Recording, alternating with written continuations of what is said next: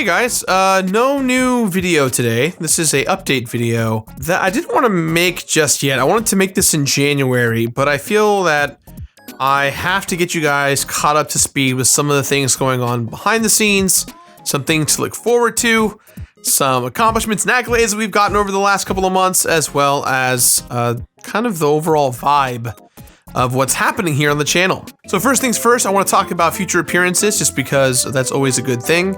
If you are a fan of PAX, in 2020, I will be at all three PAXs, I believe. I will be at PAX East, South, and West. And if you're going to South and East, you can come see me at the Scary Game Squad live show. Yep, it's gonna be me, Alex Fossiani, Jesse Cox, Michael Davis, your Scary Game Squad. We're gonna be playing scary games. We're gonna be drinking. It's gonna be a very scary time.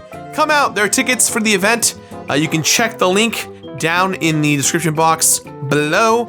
And yeah, come on by. I'll be at PAX in general. I might have a panel or two, I'm not sure yet, but just keep your eyes peeled, follow the socials, and stick around for more appearance fun in 2020. So since the last update video here, a lot has gone on the channel that I'm really proud of. I was in the Mario Maker 2 Invitational. I got to be involved in working and promoting some games with some game companies like Sega, which was really, really cool. I got to be in a Sonic commercial for those of you who missed it. That's a really cool thing that I did this year. And overall, I've had a really positive year with regards to channel growth, the games we've played. We've changed the show pretty significantly, I feel, and you guys have been very positive and receptive to this.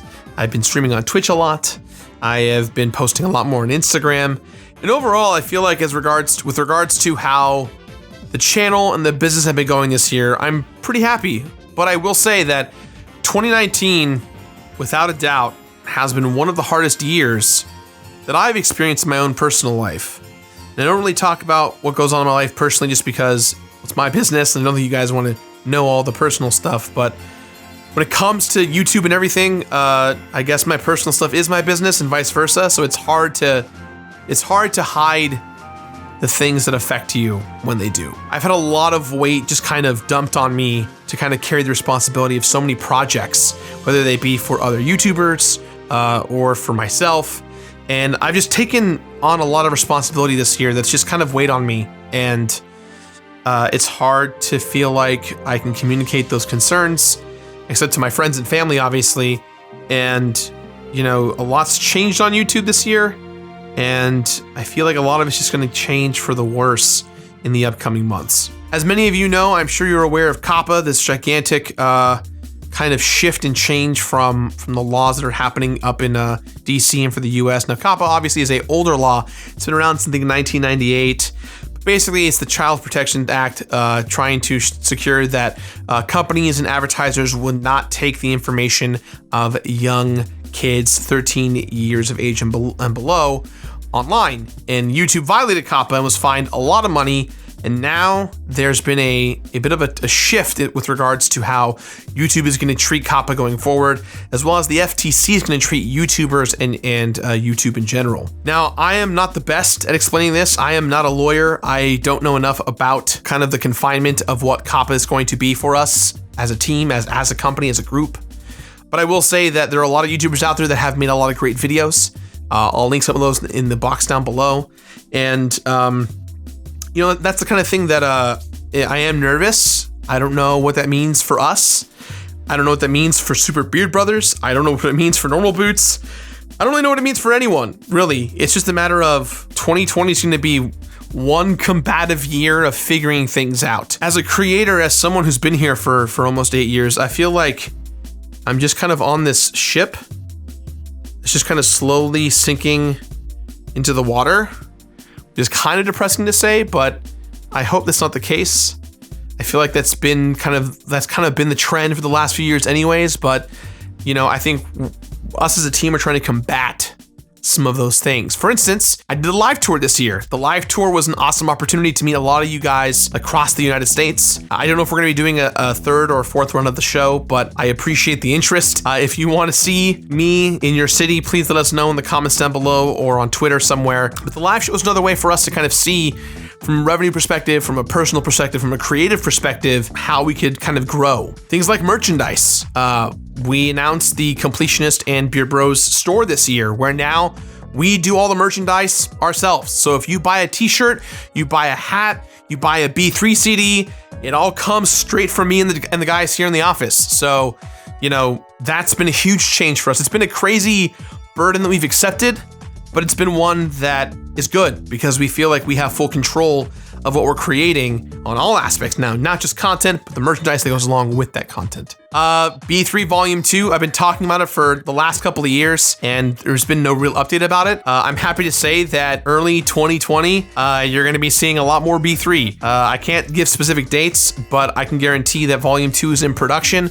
We're currently working on a remix album of Volume 1 as a pre-launch for Volume 2, and I'm very excited. But Alex Faciani is taking the helm on this one as the main producer, so I'm kind of just going along for the ride, and it's going to be a fun ride. I think you guys are going to enjoy Volume 2. It's a very different album. I feel like artists in general always have a second album that's always weirder, so buckle up. That's happening next year as well. And another project that I'm working on that I can't talk about that much, but it's a long-term project. I don't want to promise anything. I don't want to say anything other than I'm calling it Project Anchor, and I will give more details in the upcoming years. You're going to see nothing from it this year, but you'll see more hopefully in 2021. I know that a lot of you guys are really sick about hearing about everyone's Patreon. I know it sucks to hear about it. We only do 8 videos a month. That's a lot. We only do 8 videos a month on the channel, which means that I can only talk about Patreon so many times until you guys want to punch me in the face. But more importantly, if we do a brand deal, or if we do an integration, or if we do anything at all, I can't talk about Patreon with you because those contracts don't allow us to self-promote. I guess what I'm saying is patreon.com/thecompletionist is a great way to support us directly, one-on-one with us and with you at home. We recently altered all the tiers to be more affordable and offer a lot more bang for the buck if you want to join us. For instance, there's a $35 tier now that offers not only everything previously before it, but it has a new podcast called the Complete This Game Podcast. Is completely free for the public. That's right, there is a Completionist podcast that is going to come out once a month that you can listen to for free all the time. These are all great rewards, and if you support the show, it supports us, and you get these things in return. So we've established all these different means of making revenue. At least we theoretically think we have, and we're trying to expand on those things so that we're not just stuck on the YouTube side. A lot of you guys may have noticed that we're doing a lot more brand deals, and that's because on our end, the finances have changed a lot with YouTube. We're not making as much. Every year is a very more fascinating look at how YouTube operates on a global scale, right? On one end, we've had the most views we've ever had in the history of the channel. On the other end, the value of those views just keep dropping and dropping with each passing month.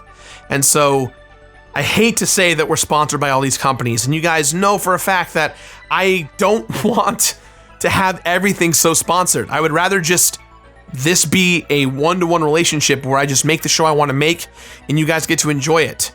But the reality is that, I don't know if you guys even know this, I don't think I've talked about this before, there are 19 people that work on the Completionist, Super Beard Brothers, TOVG, Twitch, music. Like, we're a whole team. We are a company. A lot of that revenue hinges on YouTube. A lot of it hinges on merchandise. A lot of it hinges on brand deals. And if we don't have the brand deals, we don't have the content, and you guys don't have anything to watch. So with that said, in 2020, we're going to be taking a little bit of a, not hiatus, it's not a hiatus, we're going to be letting off the gas a little bit with our content schedule. So as you guys may or may not know, we've been doing 8 videos a month, I think for almost 2 years now. This will be our 3rd year doing this, ever since New Game Plus got announced, and we've made these shifts in the algorithm to always be doing videos on Wednesdays and Saturdays. We're going to be doing 4 new Completionists and 2 New Game Pluses, and that's it. 6 videos a month, just because we're stressed. I'm stressed, and I want to make sure that in 2020 we focus on quality over quantity more importantly than anything, but also that so we can kind of find ourselves more creatively. We're going to be working on shows and things for YouTube that we've never done before. things that you guys might not even like or enjoy, but it's important for us as a team to make. I have some ideas for some type of content that is very out there, very expensive, and very scary to do. I can't produce that content if I'm completing all these games and doing these top 10s and doing Twitch and doing merch and doing a tour and doing appearances and doing an album and working on another project in 2021. I think you guys get my vibe that we have a lot on our plates here at TOVG. I have a lot on my plate, and that's not even talking my own personal life. This is all just work stuff. We want to make good stuff. We want to stick around for as long as we can.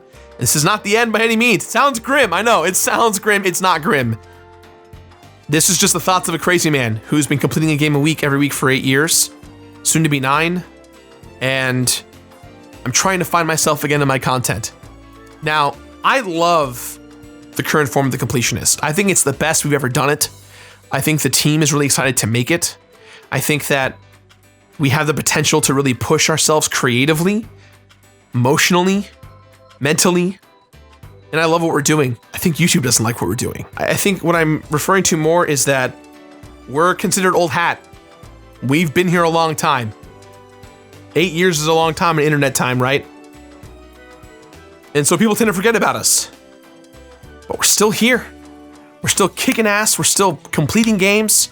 We're still doing our thing. There are so many other creators out there who are struggling to reach their audience, whether it be through merchandise and through Patreon and through Twitch, whether it be through just getting their content serviced in the sub boxes. There are creators who need help. And I want to tell all my creator friends out there that if you need help, I'm here. Let's talk. One of my big initiatives in 2020 is that I now have a merch store in-house. If you are a creator who is trying to get merch off the ground, communicate with us. Now, obviously, I can't have thousands and thousands of you guys who are on the smaller side of the spectrum of making content. I'm not really referring to you guys, and I hate to be elitist about it, but there has to be a give and take because I can only take on so many creators. So if you are a creator that has 100,000 subscribers, that is trying to do merchandise, that needs help understanding what it's like to be in the space, contact me. Let's get to know each other. I want to help you build your business. I want to help you because I did this. I went through the ups and downs. I'm still going through it, and I want to be here to support you. I'm so grateful for everything we've done here on the channel. I will always be grateful for everything that we've had, whether it be the highs and the lows. I've learned a lot about this platform. I've learned a lot about the people I work with. I've learned a lot, and I'm still learning as we go on. And YouTube is a stepping stone. It's always been a stepping stone. I have never wanted to be a YouTuber. It's never been a goal of mine. It wasn't a thing when I started, and it made my life. It gave me everything I had. I earned what I had, and I still earned what I have. But it gave me the leg up. And I want to help creators do the same for the future of the platform. As always, guys, thank you for watching.